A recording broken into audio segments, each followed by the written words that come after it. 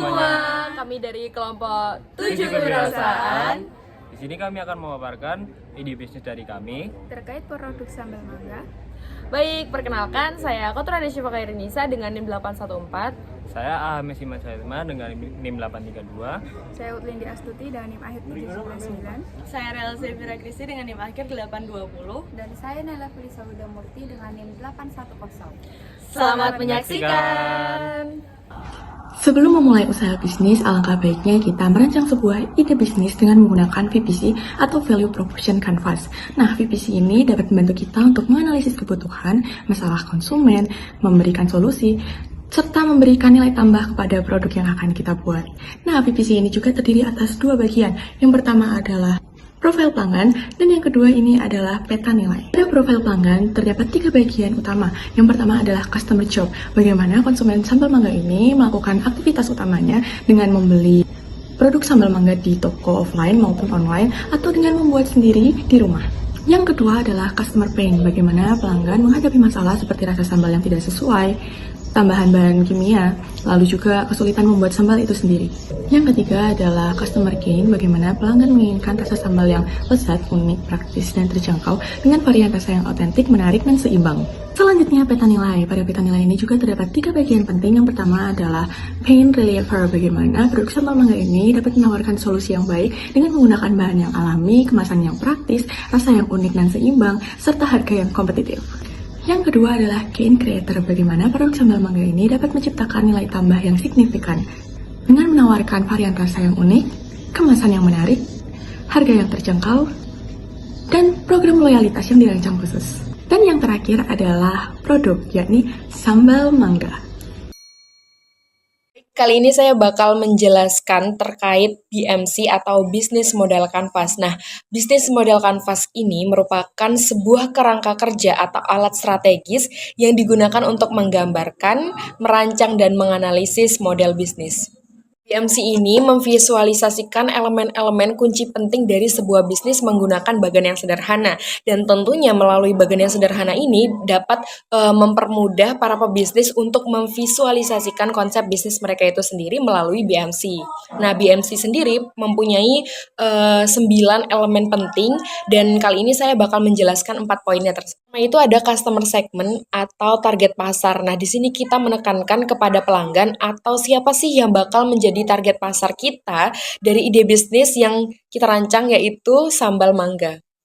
Yang kedua itu ada value proposition atau proposisi nilai konsumen. Nah, di sini kita mengedepankan pada keunggulan produk sambal, yaitu salah satunya dengan tidak menggunakan pengawet, yang dimana biasanya kita menemukan pengawet itu pada kemasan produk sambal instan lainnya. Yang ketiga, ini ada channel atau saluran. Nah, ini menjadi sarana untuk memperkenalkan produk sambal mangga dengan target sasaran yang tepat seperti mempromosikannya di berbagai platform digital.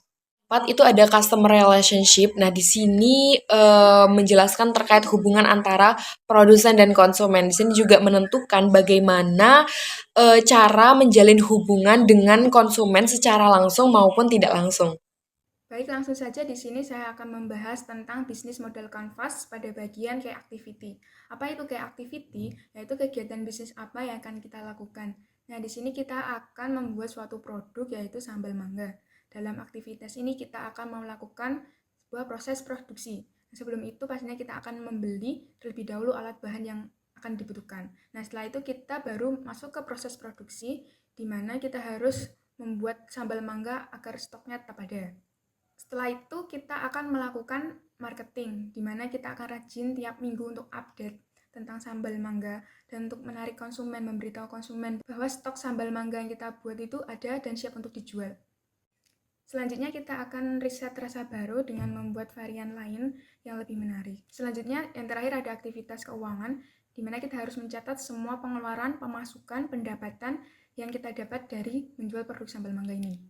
Nah, selanjutnya key research, yaitu sumber daya apa yang kita gunakan untuk keberlangsungan bisnis ini. Nah, sumber daya yang kita butuhkan yaitu ada sumber daya manusia, di mana orang yang bisa membuat sambal mangga ini. Yang kedua pastinya ada alat dan produksi yang kita butuhkan. Nah, untuk bahannya sendiri kita bisa mencari supplier, petani mangga, cabai, bawang merah, dengan mencari harga yang lebih rendah di bawah pasar. Selanjutnya ada key partner, siapa yang akan membantu kita atau hubungan bisnis yang akan kita miliki dengan pihak eksternal atau pihak luar.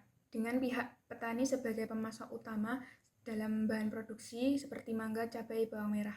Selanjutnya dengan pihak marketplace, di mana kita bisa menjual produk ini secara online dan memudahkan konsumen untuk menjangkau, dan yang ingin membeli produk ini dalam jumlah yang banyak sama-sama bisa memudahkan kita untuk bertransaksi dalam penjualan sambal mangga ini.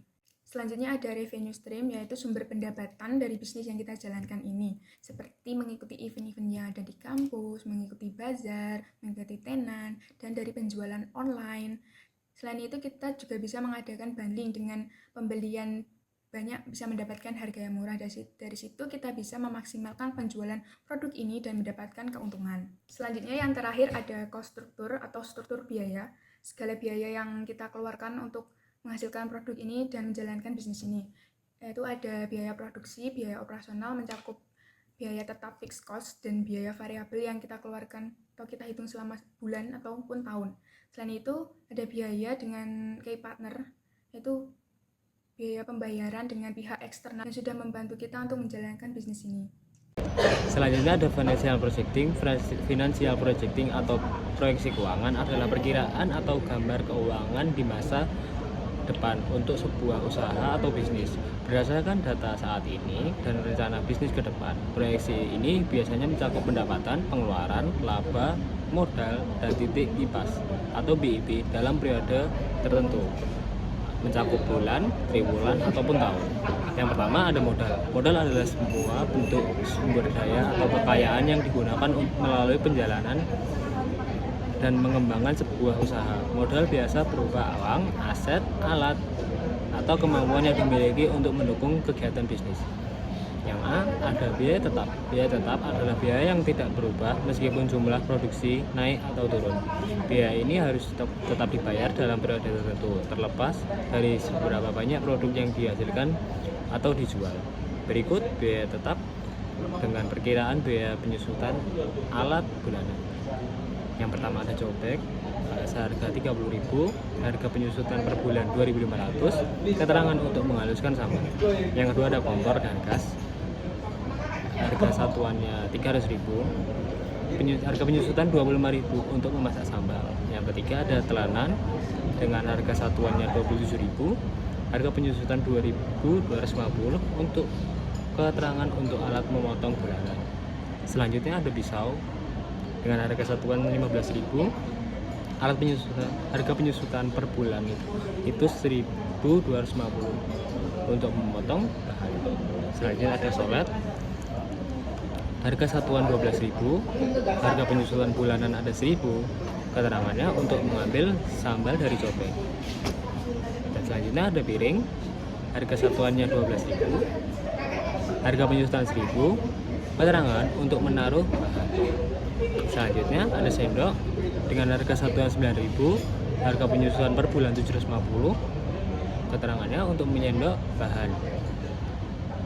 Selanjutnya ada baskom atau wadah sambal, harga satuannya 21.000, harga penyusutan per bulan 1.750, keterangan untuk mencampur bahan. Dan yang terakhir ada wajan, harga satuannya 90.000, harga penyusutan per bulan 7.500, dan keterangan untuk menumis bahan. Untuk jumlah total 43.000. Nah, selanjutnya ada biaya variabel. Biaya variabel adalah biaya yang berubah tergantung dalam jumlah produksi. Semakin banyak produksi, maka semakin besar biaya ini. Semakin sedikit produksi, semakin kecil pula biayanya. Berikut perhitungan biaya dari variabel untuk 1 bulan. Nah, diketahui total variable cost 320, quality-nya 40 pieces. Biaya variabel per unit sama dengan TVC dibagi Q sama dengan 320.000 per 40 sama dengan 8.000. Total modal awal sama dengan total biaya tetap ditambah total biaya variabel sama dengan 43.000 ditambah 320.000 sama dengan 363.000. Nah, yang kedua ada break even point atau BEP. Break even point adalah titik impas di mana pendapatan semua dengan pengeluaran tidak tergantung atau tidak rugi. Diketahui total biaya tetap 43.000, total variable cost 320.000, dan total variabel per unit sama dengan 8.000. Harga jumlah per unit 15.000. Yang pertama ada rumus BEP unit. BEP unit sama dengan biaya tetap atau harga jual per unit dikurangi biaya variabel per unit. Yang selanjutnya ada BEP per unit sama dengan 43.000 dibagi 15.000 dikurangi 8.000 sama dengan 43.000 per 7.000 sama dengan 6,142 dibulatkan menjadi 7. Artinya kita harus menjual 7 minimal 7 pieces sambal untuk balik modal. Yang kedua ada rumus BEP rupiah. BEP rupiah sama dengan total biaya tetap per 1 min biaya variabel per unit atau harga jual per unit.